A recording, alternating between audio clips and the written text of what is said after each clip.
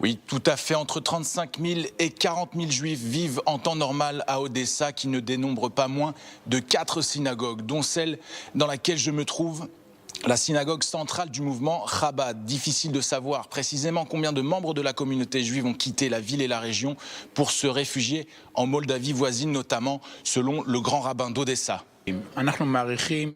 Nous estimons qu'entre 20 et 30% sont déjà partis par la Moldavie ou par la Roumanie. Ce sont les deux principales options. Il y a l'option polonaise, mais le plus facile, c'est par la Roumanie et la Moldavie, qui sont les frontières les plus proches d'Odessa.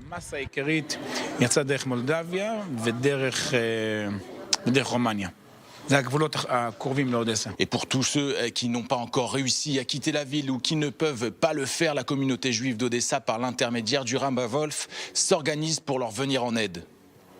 Nous avons mis au point un système d'entraide. Nous livrons de la nourriture à tous ceux qui nous appellent, des plats cuisinés ou des provisions, de l'eau. Tout ce que nous pouvons faire pour eux, nous le faisons. Évidemment, nous avons aussi aidé tous ceux qui voulaient traverser la frontière et qui nous ont demandé de l'aide avec des autobus escortés par la police.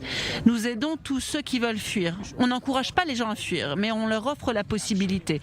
On aide ceux qui veulent partir et on aide ceux qui restent.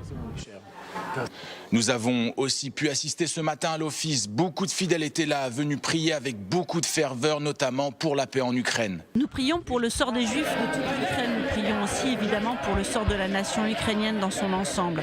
Nous prions aussi pour qu'il y ait la paix dans le monde. À la fin de l'office, ces fidèles se sont réunis en cercle, se tenant par les bras avant de se mettre à chanter et à danser. Des images assez extraordinaires. Regardez plutôt et appréciez.